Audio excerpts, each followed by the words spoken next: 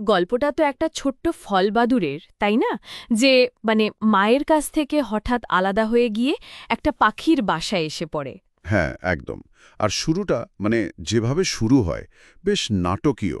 প্যাঁচার আক্রমণে মায়ের থেকে ছিটকে পড়ে যাওয়া, তারপর সোজা পাখির বাসায়। উম, বেশ মন ছুঁয়ে যায়। ঠিক তাই।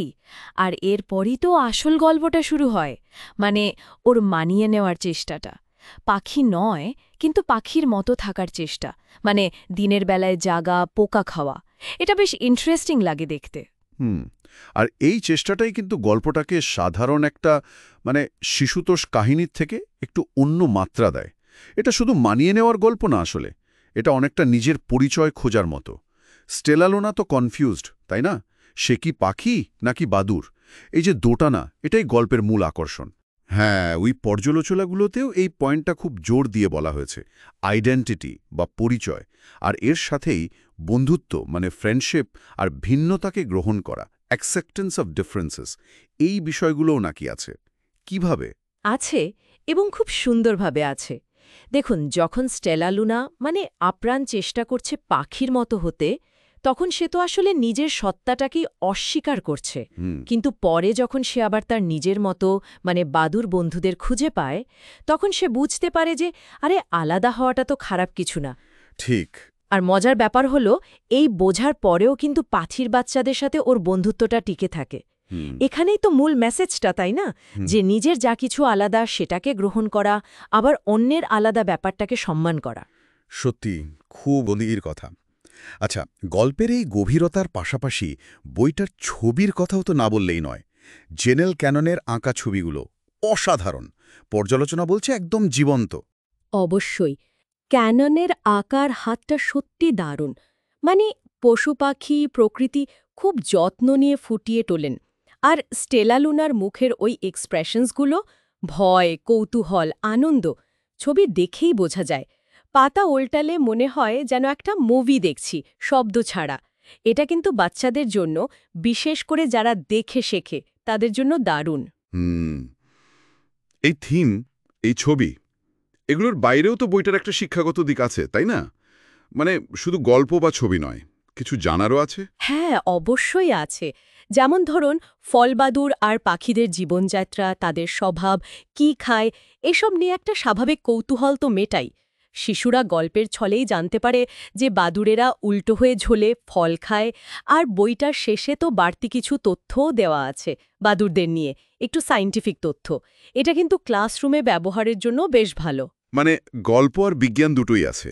আচ্ছা, এই পর্যালোচনায় একটা জিনিস আমার বেশ ইন্টারেস্টিং লেগেছে। সেটা হলো, বইটা নাকি বিভিন্ন বয়সের পাঠকের কাছে পৌঁছাতে পারে।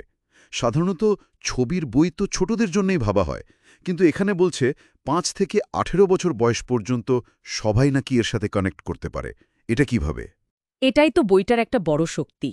এর লেয়ারগুলো, স্তরগুলো বেশ গভীর। ধরুন, একদম ছোট যারা, তারা হয়তো স্টেলা লুনার ওই অ্যাডভেঞ্চার, ওই পড়ে যাওয়া, উড়ে যাওয়া আর মিষ্টি ছবিগুলো, এগুলো দেখেই খুব মজা পাবে। একটু বড় যারা, ধরুন ৮-১০ বছর বয়স, তারা গল্পের ভেতরের মানেটা ধরতে শুরু করবে। ওই যে বন্ধুত্ব, একা লাগা, মানিয়ে নেওয়ার চেষ্টা, এই অনুভূতিগুলো। আর টিনেজাররা, কিশোর বয়সীরা? তারা আরও গভীরে যেতে পারে। তারা হয়তো স্টেলা লুনার ওই পাখির মতো হওয়ার চেষ্টার মধ্যে নিজেদের জীবনের প্রতিচ্ছবি খুঁজে পাবে। ওই যে কৈশোরে বন্ধুদের মতো হওয়ার একটা চাপ থাকে না, দলে মেশার ইচ্ছে, আবার নিজের মতো থাকার লড়াই। স্টেলা লুনার ওই দোটানাটা অনেকটা সেটারই মতো। তাই বইটা শুধু বাচ্চাদের জন্য না, বাবা মা বা শিক্ষকদের জন্যও কিন্তু খুব জরুরি। ভিন্নতা, এমপ্যাথি, সহমর্মিতা, আত্মপরিচয়, এই সব নিয়ে কথা বলার একটা সুন্দর সুযোগ তৈরি করে দেয়। তার ব্যাপারটা দাঁড়াচ্ছে যে বইটা পাঠকের বয়সের সাথে সাথে নতুন নতুন অর্থ নিয়ে হাজির হতে পারে। এর যে একটা দীর্ঘস্থায়ী আবেদন আছে, সেটা তো বোঝাই যাচ্ছে। স্কুল লাইব্রেরি জার্নালের সেরা ১০০ ছবির বইয়ের তালিকায় থাকা বা বিভিন্ন ভাষায় অনুবাদ হওয়া, এগুলো তো এমনি এমনি হয়নি। একদমই তাই। স্টেলা লুনা আসলে দেখিয়ে দেয় যে একটা ছোটদের বইও কতটা গভীর, কতটা শিক্ষণীয়, আর কতটা শৈল্পিকভাবে সুন্দর হতে পারে।